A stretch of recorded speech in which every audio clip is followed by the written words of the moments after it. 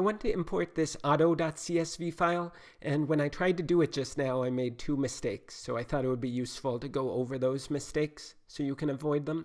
The first is that I tried to save it by right-clicking and save link as, but notice that it's getting recognized as an HTML file, not as a CSV file. So that's a sign that that isn't the right way to do it.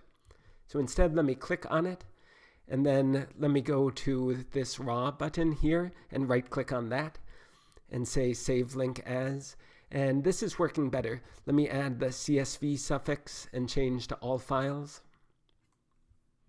Okay, now it's downloaded, and I specifically downloaded it into the folder videos in my Mathematica directory, and so then I changed into that inside folder, into that videos folder. So I'm in the right place inside of Mathematica, and now I can import this easily just by using its name, auto.csv. And let me name the result of this importing. I'll call it data. Be sure to do it with a lowercase letter. Okay, that worked, but notice that there's this asymmetry between the first inside list. Okay, like often happens in Mathematica, it got imported as a list of lists. And there's this asymmetry between the first inside list and the second inside list and all subsequent inside lists that I've highlighted here. So let me suppress this output. And so here's the first inside list. Here's the second inside list. And for example, in this one, the first element is this MPG, and that's a string.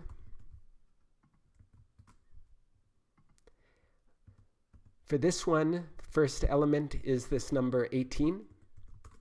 And let me show you a shorter way to get access to this first element inside the second inside list. I don't have to use quite this many brackets. I could delete the inside ones and put a comma. Okay, so that does the same thing. It says, take the second inside list and give me the first element in there. And if I check what's the head of this, okay, now it's a number, or more specifically, it's an integer. So here's one way to get rid of that first inside list. I can tell Mathematica explicitly that there's a header line. And now if we look at data again, now you can see that that first header line disappeared. So that's good that it disappeared. Now there's more symmetry between the different inside lists. But then the trade-off is that we no longer know, like, what does this first column represent, or what does this second column represent. So what I want to show you in this video is a way that keeps the best aspects of both of these.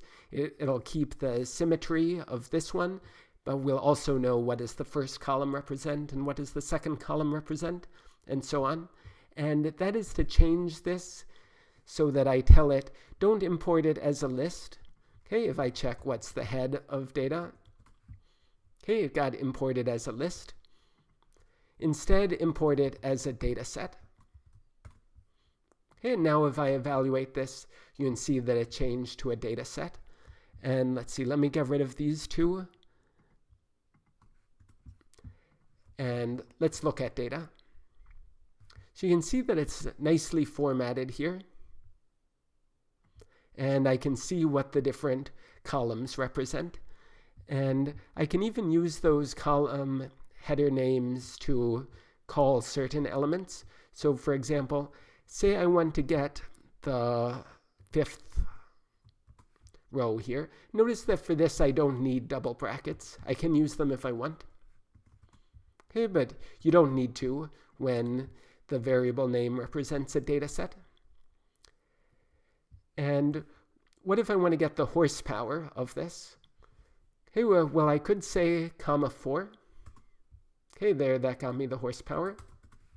Why 4? Because it was the 4th entry in here. But here's a much more robust way of getting access to that. I can say horsepower. And that's good.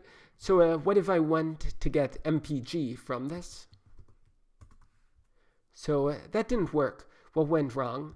Well, the problem is that this wasn't exactly one of the header names. So let me show you how we can get the header names. I can evaluate keys of data. And I could do this, but that's really a lot more than I want. So let me just say, give me the keys of the first row. Okay, and this is telling me what are the different header columns for this first row. And what is this thing? So let me call this keys with a lowercase k. So what is that? That's still a data set. What if I want to turn it into something more normal? I can use the keyword normal here. And what does that do? That converts it from, at least in this case, it converts it from what Mathematica was saying, these 9 elements here, these are in a data set. Okay, and now after I evaluate this function normal on the variable keys, now it's turned into a list. Okay, let's just check that.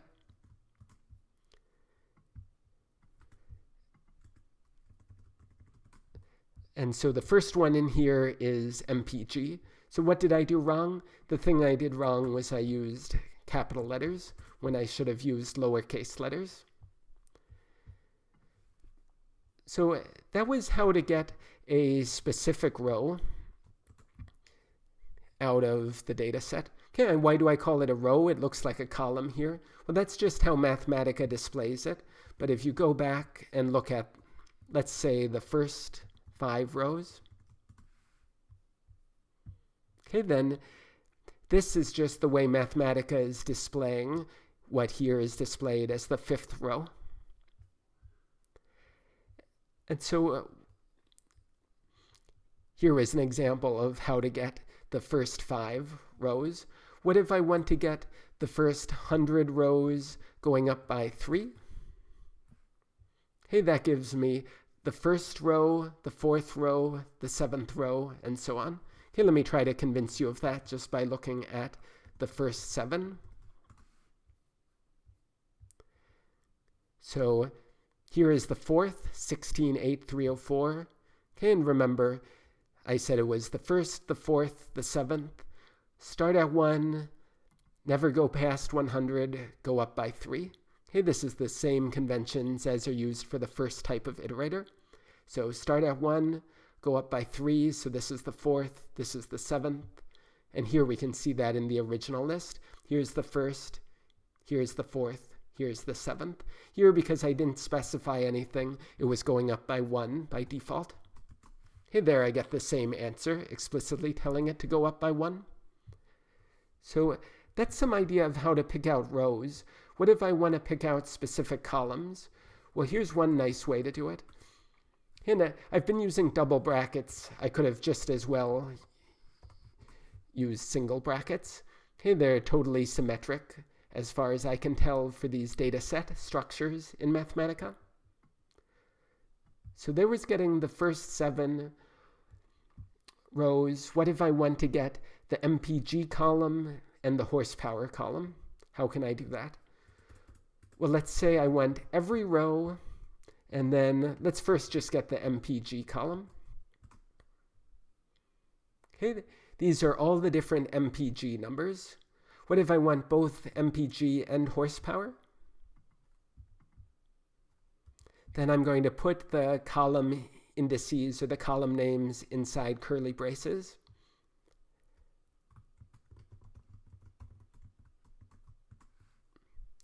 Okay, so this gives me MPG and horsepower for all of the 397 rows in the original data set. And let's try to plot this. So here we can see a list plot of this data where the x-axis represents MPG and where the y-axis represents horsepower. Okay, if I were to switch the order of these, okay, then this is going to get reflected about the line y equals x. It's like switching the roles of the x-axis and the y-axis. And so it probably won't be so obvious from the shape, but it should be obvious from the numbers that show up along the axes. Okay, so now these smaller numbers that represent miles per gallon, those are showing up on the y-axis because the miles per gallon header, that's listed second in this list.